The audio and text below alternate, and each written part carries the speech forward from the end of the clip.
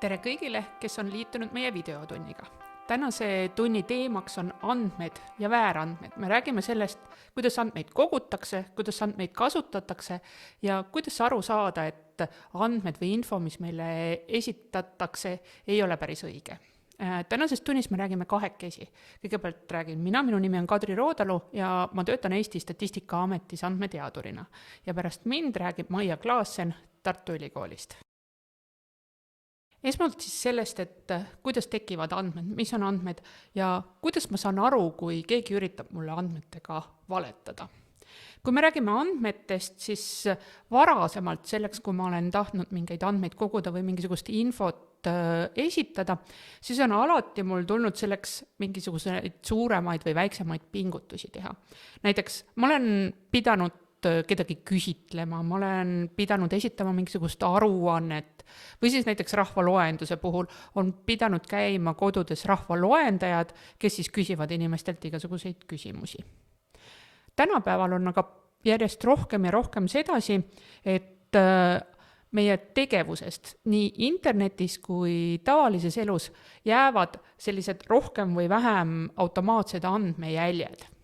Nii et sellest, mida ma vaatan või mida ma kuulan internetis, see, kellega ma suhtlen, see, mida ma ostan või mida ma osta tahan, nendest kõigest võivad jääda jäljed.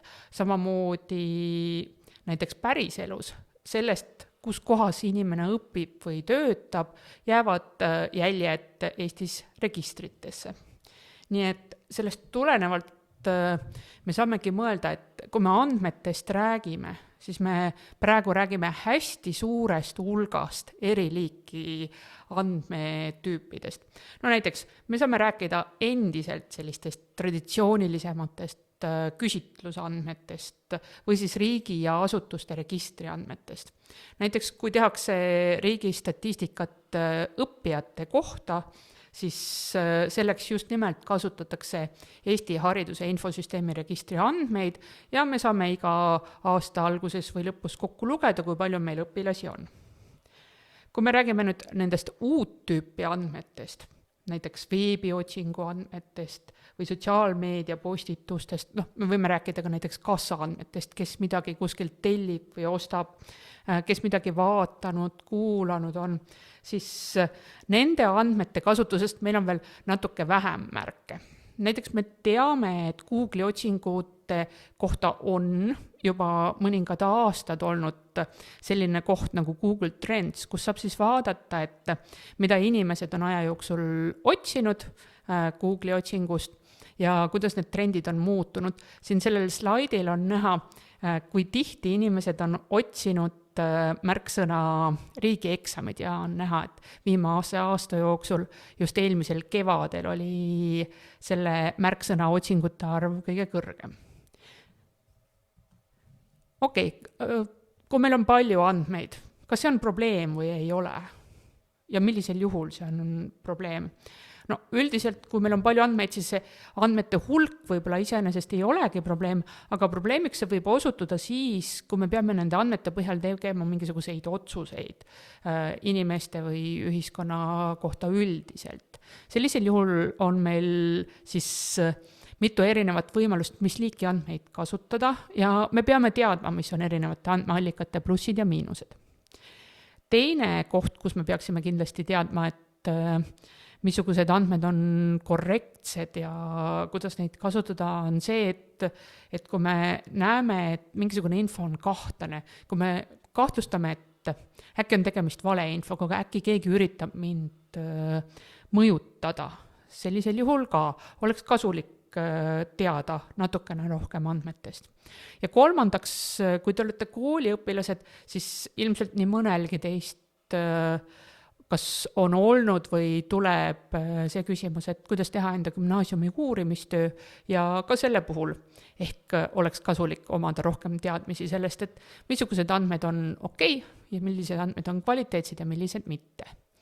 Aga ma keskenduks sellele keskmisele osasele, ehk siis, et kuidas aru saada, kui keegi üritab mulle andmetega valetada, et kas on mingisuguseid lihtsaid punkte, mille järgi seda kontrollida.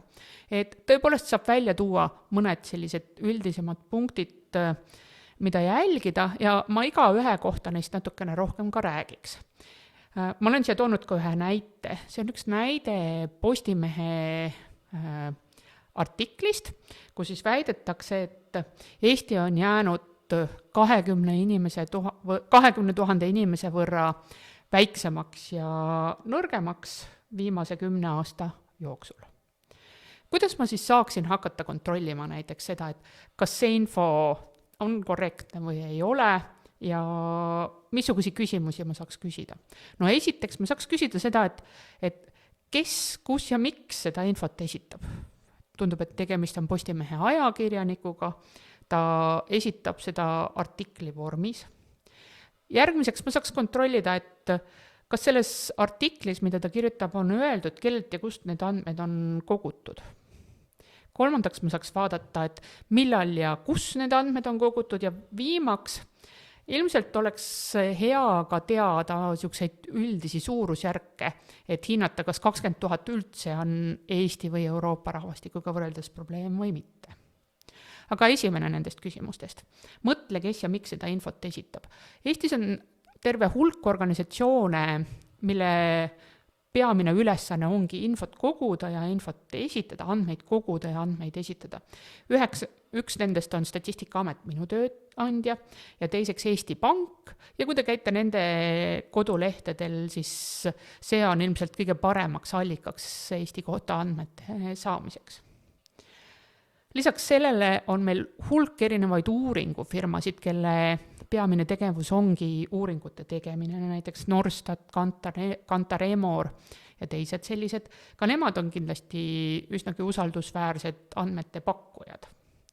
Neile lisaks ilmselt päris usaldusväärsed on ka erinevad mõttekojad, mille eesmärk ongi poliitika-analüüse või andmeanalüüse teha. Ja samamoodi, kui on öeldud näiteks, et uuringu on teinud mõni Eesti ülikool või teadusasutus, siis ei ole ka ilmselt väga suuri küsimusi. Vahetevahel me võime ka näha, et andmeid kasutavad erinevad huvigrupid oma teemade tõstatamiseks või oma mingisuguste soovitud muutuste saavutamiseks. Et sellisel juhul ilmselt tuleks mõelda natuke rohkem, et kas neil võib olla huvi nende andmetega manipuleerida, mida nad meie veenmiseks kasutavad. Teiseks, mida võiks mõelda ja vaadata, on see, et vaadata, kas selles minule jagatud artiklis või tekstitukis on juures viide, et kuidas need andmed, mida seal kasutatakse, kogutud on. Me võiksime vaadata ka seda, et kas need andmed on avalikud või ei ole. Näiteks Statistikaameti uuringute tulemuste andmed on avalikult kättesaadavad statistika andmebaasis. Samamoodi me võiksime vaadata ja mõelda, et kas need andmed on kogutud ja analüüsitud inimeste poolt, kes tundub professionaalne või mitte. Üks oluline koht, mida veel vaadata, on see, et kas need andmed, mida kasutatakse ja see uurimisülesanne, mida lahendatakse, kas need on omavahel sobivad. Ja see, et missugune uurimisviis sobib kokku mingisuguse uurimisülesandega, see võib sõltuda erinevatest asjadest. See võib sõltuda näiteks sellest, et mis on see uuritav grupp. Näiteks kui me tahame noori uurida, siis on täiesti okei, kui me uurime neid internetis, kui me uurime vanemaealisi inimesi, siis me võib-olla peaksime neile näiteks helistama. Ja see andmete kogumise viis kindlasti sõltub ka sellest, et missugune on see uuritav teema. Võib-olla näiteks tundlike teemade kohta peab mõtlema, et kas seda küsida nagu näost näkku või küsida seda internetis. Kuidas andmed kogutud on, selles osas veel oleks mõistlik järgi mõelda, et kui ma nüüd olen näinud, et kelle käest need andmed kogutud on, siis kas ma saan aru, et kas need inimesed, kellelt andmed koguti, on sarnased nendega, kellele uurimuse järeldusi tehakse. Et andmete kogumise mõttes ka on laias laastus 2 varianti. Üks variant on üldkogumi uuring ehk populatsiooni uuring. selle puhul siis uuritakse kõiki inimesi, kes meile huvi pakuvad, näiteks rahvaloenduse käigus. Teine variant on valimiuuring, sellisel juhul uuritakse ainult ühte osa inimestest, kes meile huvi pakuvad, ja valimiuuringute puhul saab veel vaadata 2 alamtüüpi. Üks on selline valimiuuring, kus on tegemist esindusliku valimiga, ehk siis selles uuritud väikses valimis on inimeste koosseis samasugune kui näiteks ühiskonnas tervikuna. Kui ma tean, et Eestis on 50% mehi ja 50% naisi, siis ka minu valimis peaks olema 50% mehi ja 50% naisi. Teine võimalus, mida me võib-olla isegi koolides näeme sagedamini, on see, et on tehtud mugavusvalim. See tähendab siis seda, et ma olen küsitlenud kõiki oma sõpru või kõiki neid, kes on saanud internetis selle uuringu lingi kätte. Ja jällegi, kui me nüüd proovime järeldusi teha mingisugusele suuremale inimeste grupile, siis mugavusvalim ei ole äkki eriti hea variant. Kui te teete lihtsalt oma kooli uurimistööd kooliõpilastest, siis see võib olla täiesti okei. Muidugi vahetevahel me päris täpselt ei teagi, kes meie üldkogum või kes meie valim on. No näiteks, kes võiks olla Instagrami kasutajate üldkogum.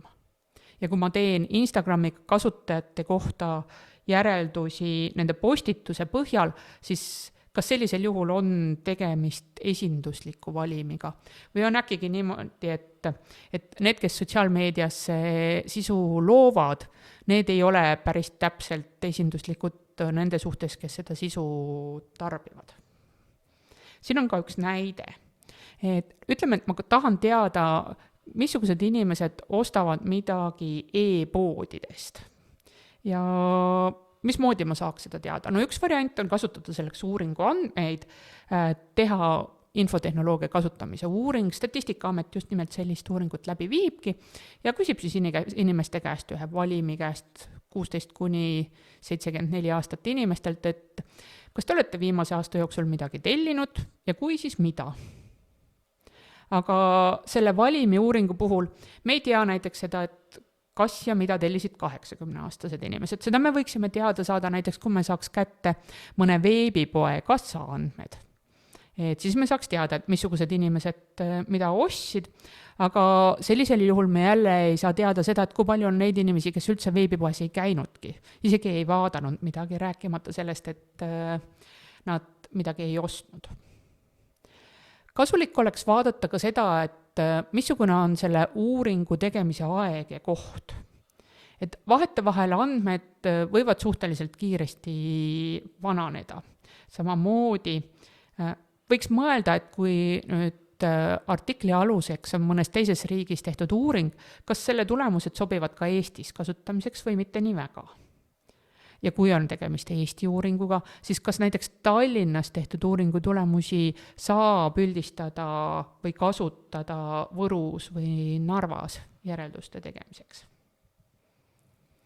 Ning kõige viimane asi, võiks mõelda, kas need esitatud arvud on kooskõlas minu varasema teadmisega. Et kui ma näen, et meil on 130 000 põhikooli õpilast Eestis, kas see tundub Eesti rahvaarvu taustal normaalne või mitte? Ja selleks on mõistlik ennast ehk hoida kursis sihukeste peamiste suuremate näitajatega, ma ei tea, rahvaarv Eestis, rahvaarv minu kodumaakonnas, Euroopas, maailmas või midagi sellist. Ja jällegi, kui sa ei tunne ennast kindlalt, et päris ei ole kindel, et kui palju siis Eestis oli, kui palju siis Euroopas oli, siis selle teadmise saamiseks alati soovitan kasutada kas Eesti Statistikaameti kodulehte, te näete seda siin ka, või siis täpsemalt ka Statistikaameti andmebaasi. See on siis selline andmebaas, kus meie peamiste uuringute tulemused on välja toodud erinevate valdkondade järgi, näiteks keskkonna, rahvastiku või sotsiaalstatistika leiab sealt. Samamoodi on oma koduleht ja oma andmebaas Euroopa Statistikaametil. Ja kui nüüd tundub, et need üldised justkui nagu suured Statistikaameti tähtsad tabelid tunduvad natukene hirmuäratavad, siis Eesti Statistikaametil on ka hulk erinevaid rakendusi, mida on siis välja töötatud selleks, et infot inimestele paremini arusaadavaks teha. Et esimene asi, mida võib vaadata, on Tõetamm. See on siis selline rakendus, mis näitab üldiselt, et kas selles valdkonnas meil läheb hästi, ehk siis leht on roheline, läheb niimoodi enam-vähem, leht on kollane või siis seis on päris halb. Sellisel juhul leht on punane. Tulevasele tööelule või ametivalikule mõeldes tõenäoliselt võib proovida meie palgarakendust. See on siis selline rakendus, kus saab vaadata, kui palju erinevat ametit pidavad inimesed Eestis teenivad. No näiteks, kui palju teenib advokaat või kui palju teenib müüja. Ja seda erinevates maakondades, samamoodi soo järgi meestel ja naistel. Ning viimaks, praegu võib-olla eriti aktuaalne on väliskaubanduse rakendus. See on siis selline koht, kust saab vaadata, mida Eestisse sisse tuuakse, mida välja viiakse, missuguseid kaupu. Ja missugustest riikidest Eesti siis midagi sisse toob ja millistesse riikidesse me kaupa välja viime. Aga see on minu poolt kõik. Aitäh!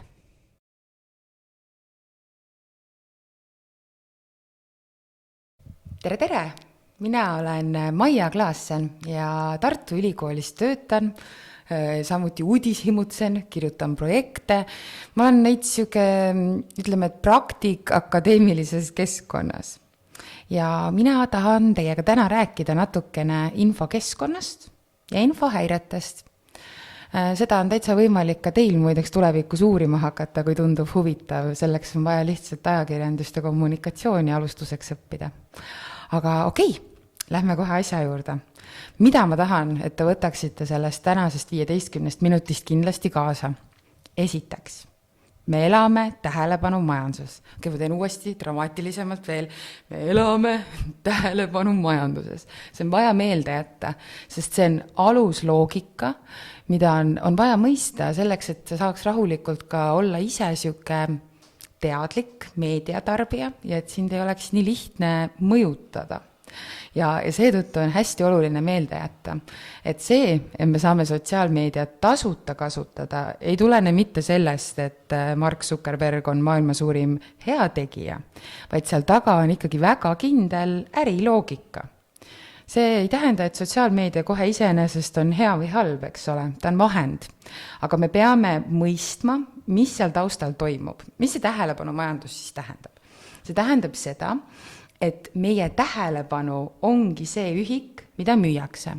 Ütleme, et sa scrollid ükskõik millisel oma valitud sotsiaalmeedia platvormil ja märkad seal midagi, mis ajab sind närvi.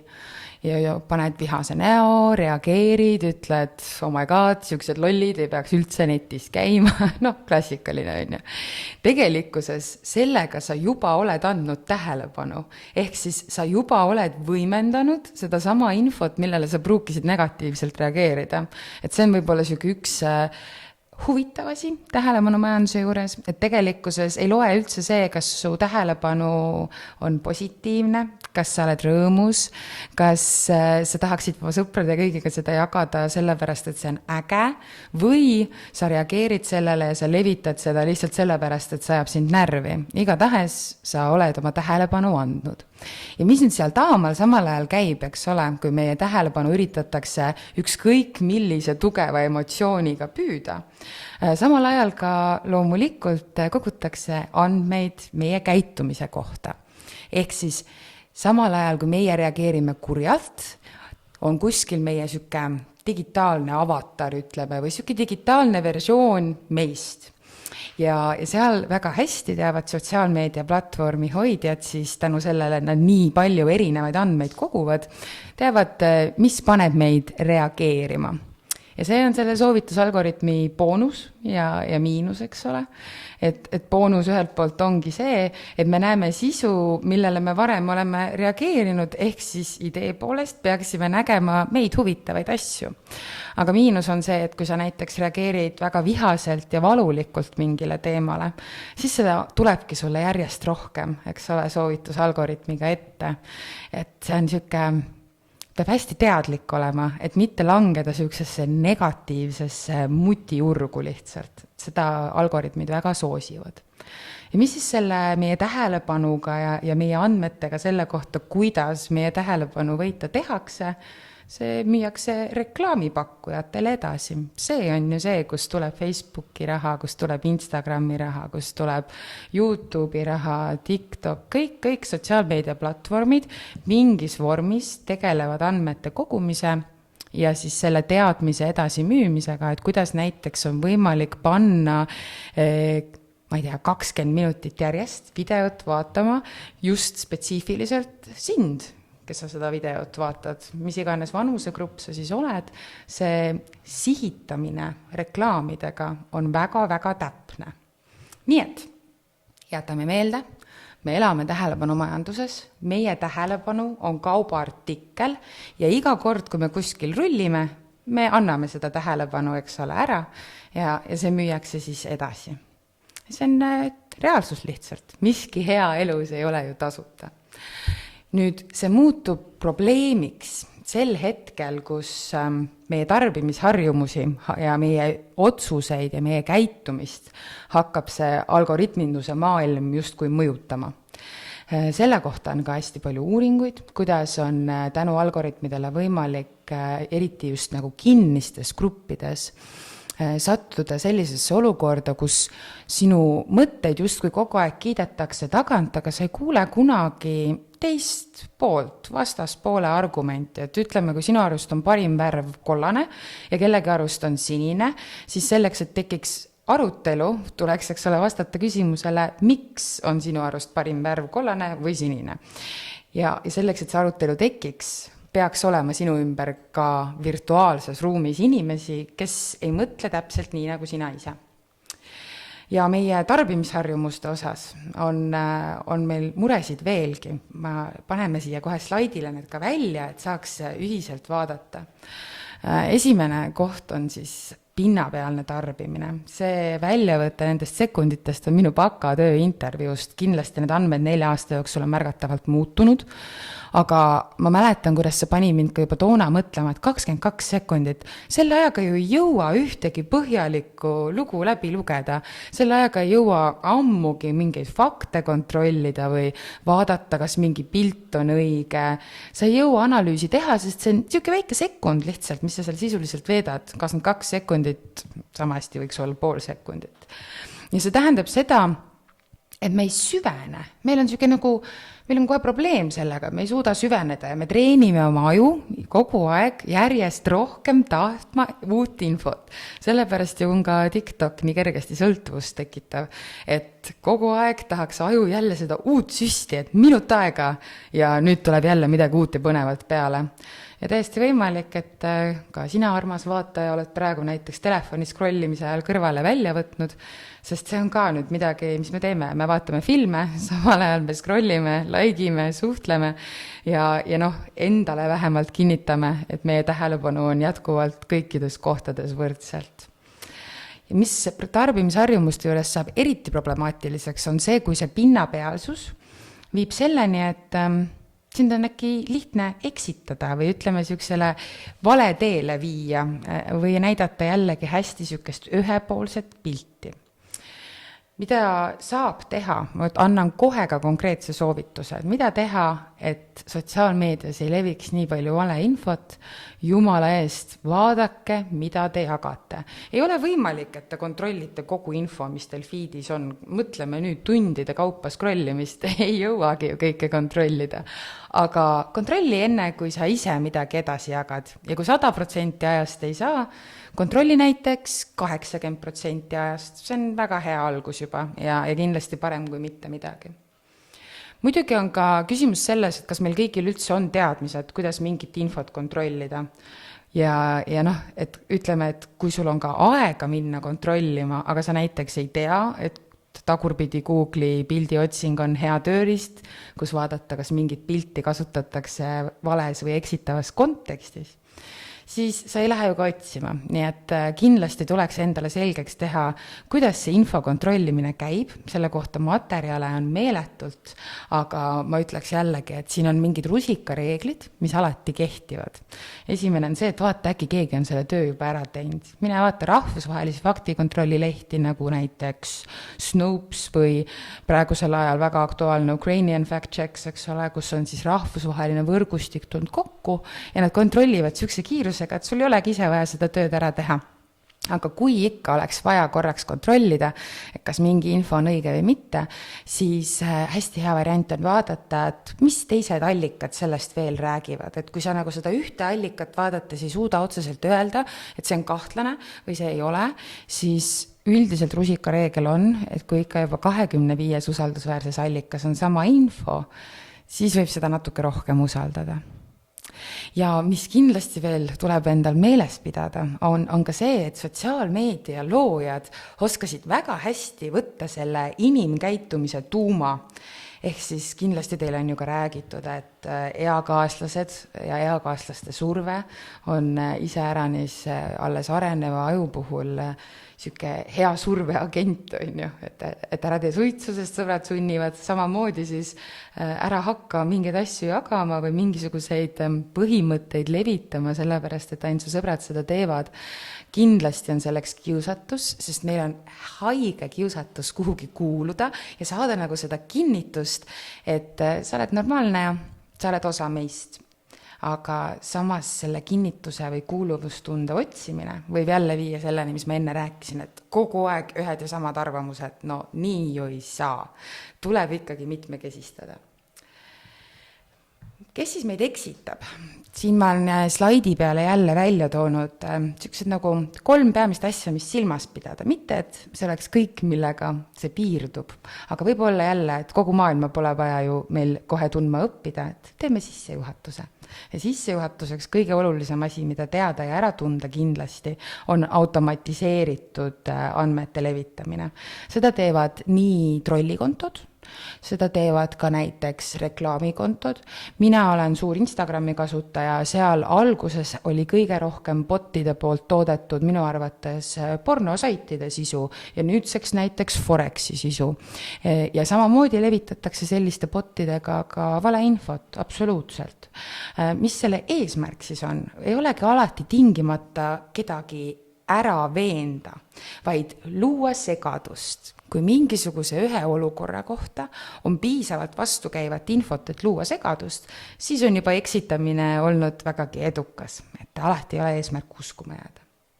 Ja loomulikult trollid võivad siis tähendada nii makstud trolle, me teame, et on vaenulike narratiivide levitajaid, kes saavad raha vaenulikelt valitsustelt või organisatsioonidelt või kes iganes soovib siis mingisugust inimgruppi või Eesti riiki informatsiooni abil rünnata, halvas valguses näidata, panna mingisugused sisemised pinged jälle siukse suure kella külge ja luua siukest segadust ja nagu usaldamatust ka.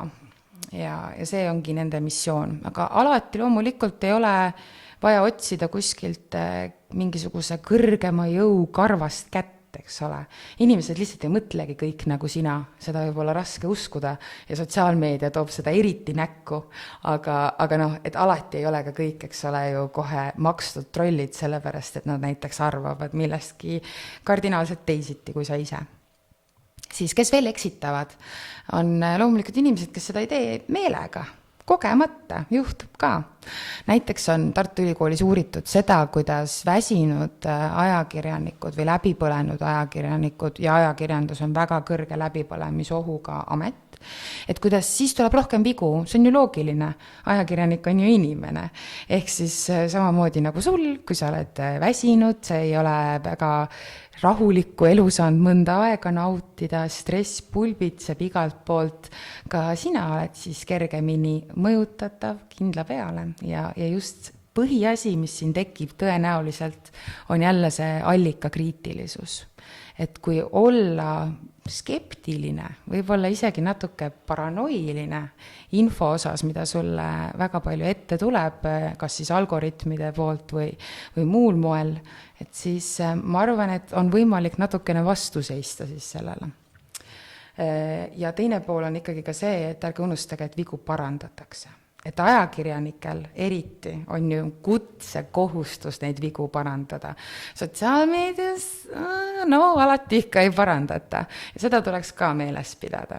Et kui sa näed, et kuskil on infot muudetud, see ei peaks sinu jaoks tähendama tappi kui ebausaldusväärne allikas. See, et keegi on valmis viga tunnistama, näitab vastupidi usaldusväärsust. See näitab, et keegi kontrollib seda infot uuesti ja uuesti. Nii et iga kord, kui parandus avaldatakse, see on tegelikult hea märk sellest, et meediamajas on niisugune tervislik õhkkond vigade tegemise osas. Ja kindlasti kasulik idioot on tegelikult päris väljend, et seda on hakatud hästi palju negatiivses tähenduses kasutama suvaliste inimeste kohta, tavainimeste kohta, aga tegelikult see on luureteenistuste väga ammune juba siuke viis tähistada kedagi, keda sisuliselt kasutatakse ära, kes on paha aimamatu ja kelle abil viiakse ellu mingit laiemat eesmärki. Ja kui räägitakse siis nii-öelda kasulikest idiootidest informatsioonilise mõjustamise kontekstis, siis see tähendab üldiselt siis seda, et see on keegi, kes enda teadmata või võib-olla sellele üldse sügavalt mõtlemata levitab ka vaenulikke narratiive ja kas siis riigivaenulikke või mingi inimgrupi vaenulikke ja võib-olla tema ei mõtle üldse nii, nagu selle info looja, et tahaks kahjustada, ma ei tea, spetsiifiliselt eestlasi näiteks, on ju. Aga et see, et sa samamoodi ei mõtle või et sul ei ole sama eesmärk, see ei tähenda, et sa ei või kogemata võimendada. Ja siin tuleb jälle mängu see sotsiaalmeedia loogika, algoritmid, meie tarbimisharjumused. No lihtsalt oleme infomäsus ja me peame seda endale tunnistama, sest et tegelikult ülisuur osa selle infomäsu lahti harutamisest on ju meie enda kätes, meie enda tarbimisharjumustes, mida me võib-olla ei taha muuta, sest me oleme veits liiga mugavad. Maailma lõpp, mis vahet seal on, kui ma veedan 8 tundi sotsiaalmeedias, tegelikult on vahe ja võib tekkida väga oluline vahe sellest, kuidas sa mõtled, kuidas sa käitud või kuidas sa aru saad sellest, mis maailmas toimub. Ja mis see minu südame teema siis on või infohäired täpsemalt, mille uurimisega ma tegelen, et see on tegelikult termin, mida me kasutame nii-öelda fake newsi asemel. Fake newsist hakati rääkima veits teises jällegi kontekstis ja on väga oluline, mis sõnu me kasutame, eriti teadusuuringutes. Nii et infohäired on tegelikult see, millest sina oled tõenäoliselt kuulnud fake newsina ja sinna alla käib siis kogemata levitatud valeinfo, nagu me rääkisime, mis levib eriti hästi kriisiolukorras. Seda on näidanud ka teadusuuringud ja ma arvan, et seda on näidanud meie kõigi kogemus viimasel 2 aastal. Siis sinna alla kuulub ka vaenulik informatsioon. See on siis tõene info, mis on välja pandud selleks, et kedagi kahjustada. Valeinformatsioon on valeinfo, aga ei olnud eesmärk kedagi kahjustada. Ja siis see 3. kurikarvane käsi on desinformatsioon, ehk siis informatsioon, mis on loodud eesmärgiga sihilikult eksitada või sihilikult kahjustada. Ja kui need meelde jätta, siis nende kohta on võimalik ka päris palju materjali ise juurde otsida. Sellest räägib praegu kogu maailm. Nii et selleks, et olla teadlik tarbija, armas vaataja, ma loodan, et ma tekitasin natukene uudishimu selle vastu, mis meil praegu infokeskkonnas toimub ja ma loodan, et sa lähed ise omal käel edasi uurima.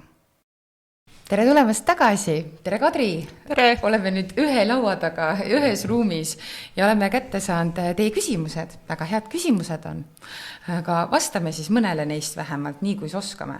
Ja esimene küsimus oli kohe väga asjalik, et kas tõesti meie andmeid müüakse ja miks?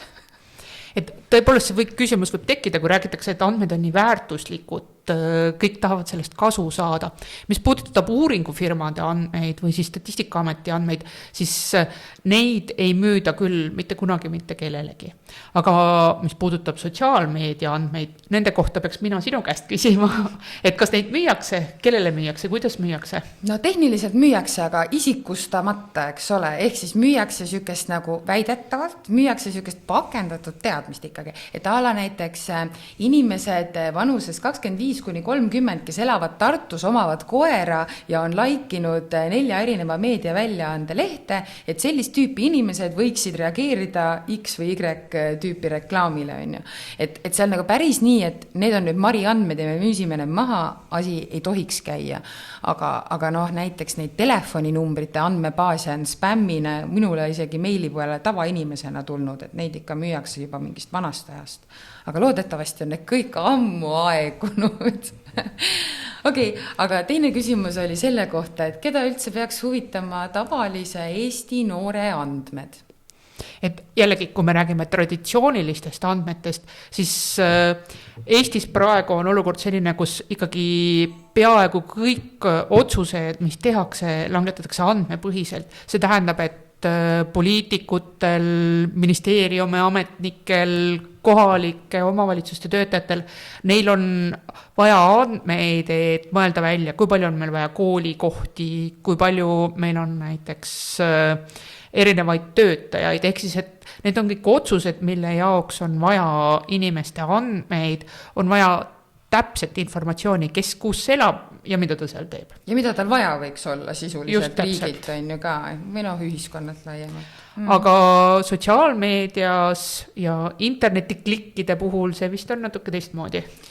Nojah, ma ütleksin ikkagi, et ei ole väga suurt vahetegemist seal, et kas Eesti noor või mõne muu riigi noor, et need andmed, kui neid on piisavas mahus ja neid nagu saab omavahel hakata võrdlema, et neid muudab ikkagi väärtuslikuks jällegi mitte Mari Põlvast spetsiifiliselt on ju, aga see, et me teame, kuidas Mari tüüpi inimesed Põlvast võiksid käituda ja näiteks ka seda, milliseid videoid Marile soovitada, sest kui keegi on ju Facebookis ütleme või Instagramis ostnud reklaami, siis mida paremini sa soovitad, seda tõenäolisemalt keegi ju selle ära vaatab ja siis on jälle reklaami ostja rahul.